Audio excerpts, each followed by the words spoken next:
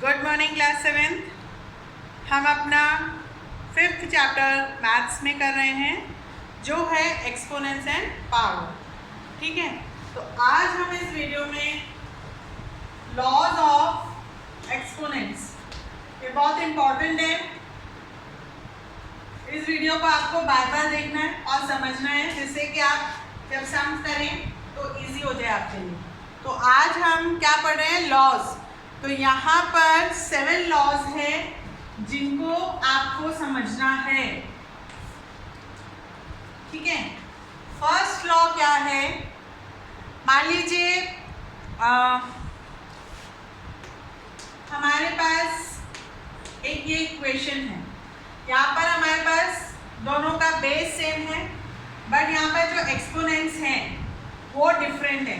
तो क्या होता है, हम बेस को कॉमन ले लेते हैं और ये जो एक्सपोनेंट्स हैं वो प्लस हो जाते हैं।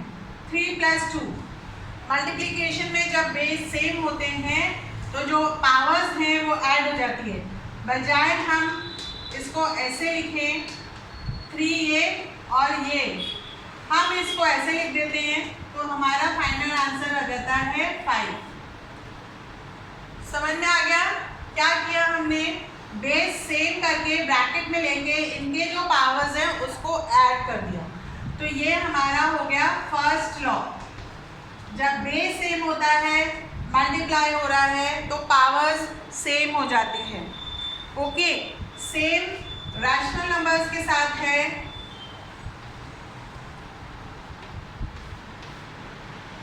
जब दो रैशनल नंबर्स मल्टीप्लाई होते हैं विद सेम बेस, तो ये दो रैशनल नंबर्स की जो पावर है वो ऐड हो जाती है और हमें अपना आंसर मिल जाता है। समझ में आ गया? ये है फर्स्ट लॉ। बहुत ध्यान से इसको समझना है। सेकेंड लॉ,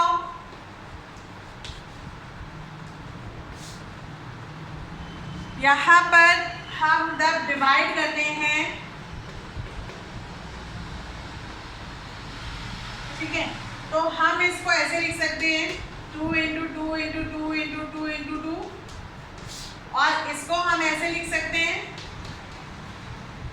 ठीक है, यहाँ से ये 2 कट हुआ, यहाँ से ये 2 कट गया, यहाँ से ये 2 कट हुआ, तो ये हमारे पास बचा 2।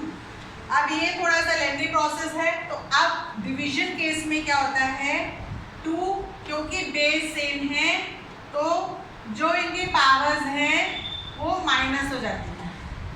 माइनस क्यों हो रही है? आपने देखा ये कट रहे हैं क्योंकि बेस सेम है, आपस में कट के तो हमारे पास 2 बचा। तो बेस सेम हमने ब्रैकेट में लिखा और ये 2 बच गया हमारे पास। तो इसको हम मल्टीप्लाई करेंगे 2 × 2 = 4, 2 × 2 = 4। समझ में आ गया? तो डिवीजन में ये हमारा सेकेंड लॉ है। जब इंटीजर्स डिवाइड हो रहे हैं तो उनकी जो पावर्स हैं उसको हम माइनस कर देते हैं। ठीक है, तो यहाँ पर कंडीशन एक ये है कि m should be greater than 9। n मतलब ये जो है ये हमारा m है, ये n है, मतलब ऊपर वाला n m, नीचे वाला n m, ऊपर वाला नीचे वाला n, मतलब जो बड़ा न्यूमरेटर है वो बड़ा है और डिनोमिनेटर वो छोटा है। इस कंडीशन में हमारा जो पावर्स हैं वो इस तरीके से माइनस होगा। ठीक है, ये हमारा सेकेंड लॉ है। कंडीशन यहाँ पर ये दी हुई है जब हमारा न्यूमरेटर ज़्यादा नंबर लिए हुए है विद पावर उसकी जो है। फिर है हमारा थर्ड लॉ। ठीक है, थर्ड लॉ क्या बताता है? 2/7 divided with the power 4 divided by 2/7 with the power 6। तो अब यहाँ पर आप क्या देख रहे हैं? 2/7 2/7 2/7 2/7। जो न्यूमरेटर है उसमें 4/2/7 है और जो डिनोमिनेटर है उसमें 1 ज़्यादा है।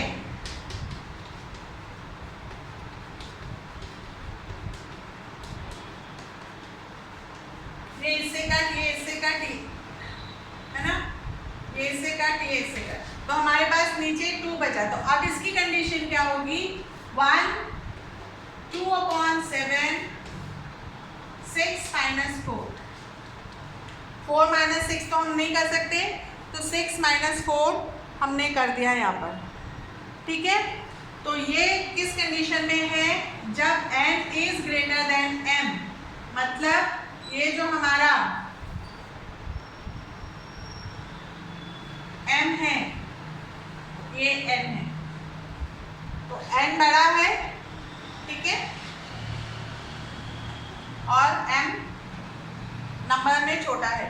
तो ये जब ऐसी कंडीशन होती है, तो जब हम इसको इस तरीके से इसकी पावर लिखते हैं, समझ में आ गया? ऐसे आप करके देखेंगे तो ये आपको समझ में आ जाएगा।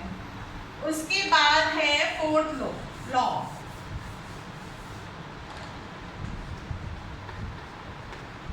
फोर्थ लॉ क्या कहता है हमारा, कि जब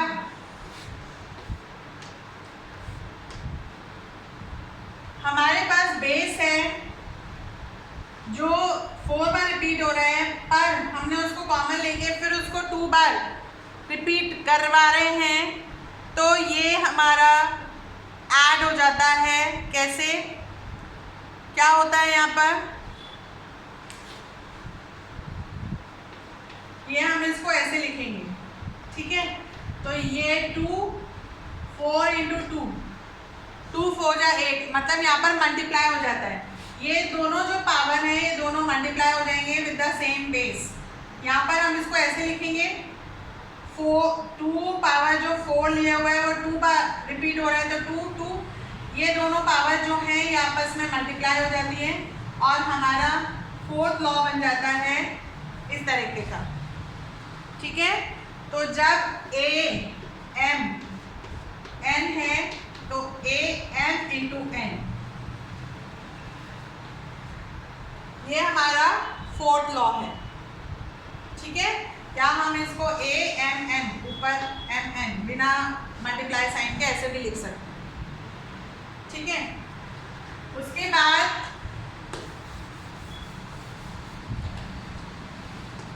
फिफ्थ लॉ हमारा क्या कहता है, कि जब a m है और b m है, मतलब यहाँ पर बेस अलग अलग है तो और पावर सेम है, तो क्या हो जाता है, आपस में बेस मल्टीप्लाई होके जो पावर है वो सेम हो जाती है। समझ में आया? ये फिफ्थ लॉ है, जब हमारे पास बेस अलग अलग है पर जो हमारे जो पावर है वो सेम है, तो दोनों बेस मल्टीप्लाई हो जाते हैं और पावर उनकी सेम हो जाती है। ठीक है, तो ये जो है ये इसको आपको बहुत ध्यान से करना है, एक बार आप समझ लेंगे तो ये आपके लिए इजी हो जाएगा। ठीक है, उसके बाद है सिक्स्थ लॉ। वो क्या कहता है, सिक्स्थ लॉ है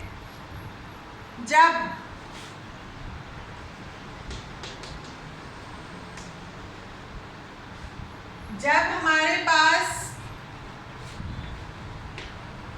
बेस सेम है, बेस डिफरेंट है, पावर सेम है, तो जैसे हमने मल्टीप्लाई में किया था, इन दोनों को कॉमन लेके इनका जो पावर है वो कॉमन हो जाता है।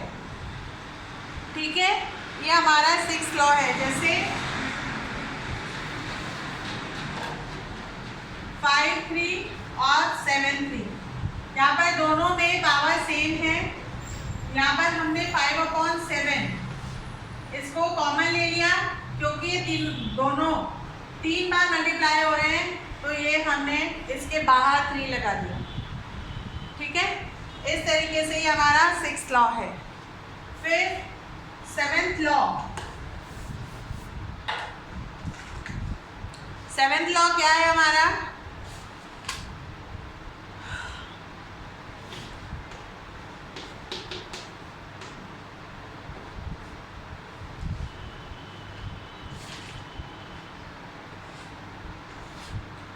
जब यहाँ पर हम देखते हैं कोई भी नंबर हम डिवाइड करते हैं तो 1 आता है। इसी तरीके से अगर यहाँ पर a 0 है मतलब 7 5 - 5 तो ये हो गया 7 0, तो इसकी वैल्यू हो गई 1। कोई भी नंबर जो बेस सेम है पावर सेम है उसको हम डिवाइड करते हैं तो इसकी वैल्यू 1 आ जाती है। तो हम बिना देखे 100 है रेज़ टू द पावर 0 है तो यहाँ पर हम 1 लिख देंगे। ठीक है, तो ये हमारे 7th लॉ है a raise to the power 0 = 1। तो इस तरीके से ही हमारे 7 लॉ हैं एक्सपोनेंट्स के बारे में, जिसको आपको ध्यान से देखना है। बुक्स देखिए आप, बुक्स में लिखा हुआ है, बुक में लिखा हुआ है, सब बच्चों के पास बुक होगी, आप बुक में देखिए और फिर इसको करिए। एक्सरसाइज 5.3 यहाँ पर द एक्सपोनेंशियल फॉर्म ऑफ, यहाँ पर क्या आएगा 2 3 × 2 2। ठीक है, तो यहाँ पर आपस में मल्टीप्लाई करेंगे हम, 2 कॉमन ले लिया हमने और 3 × 2 तो 3 2 जा 6 और ये एक 1 है, इसका मल्टीप्लाई होगा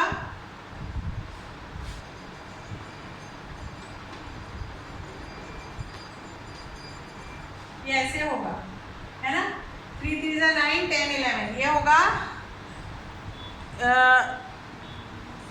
एक मिनट रुकिए, ये होगा 5.3 का 11 होगा।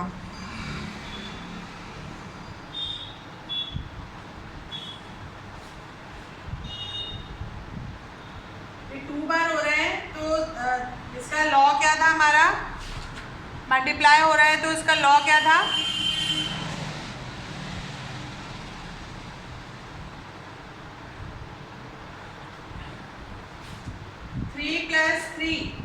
प्लस करेंगे हम और ये 1 + 1 तो 3 + 3 6 7 8, ये 7 और 8 होगा।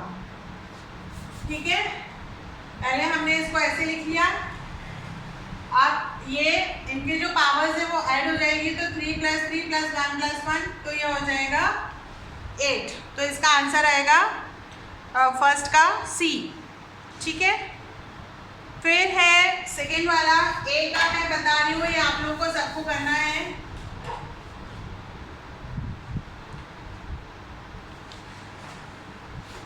a 5/a3 × a 8। ठीक है, अब ये हम इसको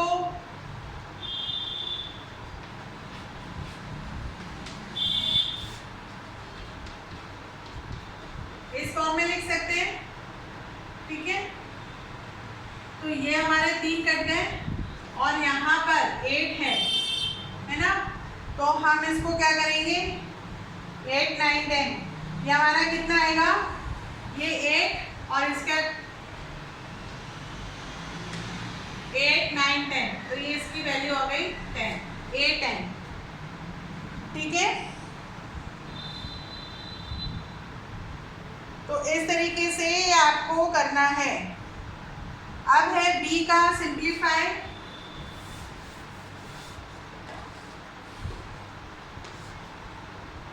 simplify and express in exponential form 1/7 3 × 1/7 5। यहाँ पर क्या करेंगे 1/7 है तो यहाँ पर क्या हो जाएगा 3 + 5 तो 1/7 8। जो लॉस है उसके अकॉर्डिंग हमें इनको सॉल्व करना है। ठीक है, इवैल्यूएट एंड एक्सप्रेस सेकेंड वाला है एज ए रैशनल नंबर। अब यहाँ पर रैशनल नंबर्स में इसको इवैल्यूएट करना है। 6/13 7, बी का सेकेंड कदम 6/13 4। यहाँ पर हम क्या कंडीशन लगाएंगे, क्योंकि m हमारा बड़ा माइनस 4, तो यहाँ पर क्या हो जाएगा 7 माइनस 4 कितना हो जाएगा 3। अब आप इसको 3 बाय मल्टीप्लाई करके इसका आंसर निकालेंगे, वो इवैल्यूएशन हो जाएगा। ठीक है, पहले इनकी पावर्स को चेंज करना है और उसके बाद फिर उसका वैल्यू निकालनी है। ठीक है, सब में ऐसे ही करना है आपको।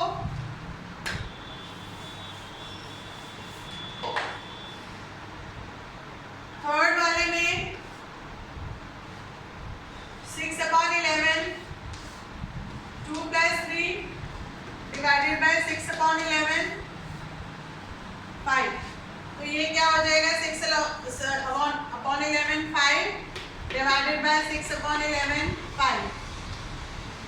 तो ये कितना बताया था, ये 0 हो जाएगा 6/11 0, तो इस इक्वल टू हो गया 1।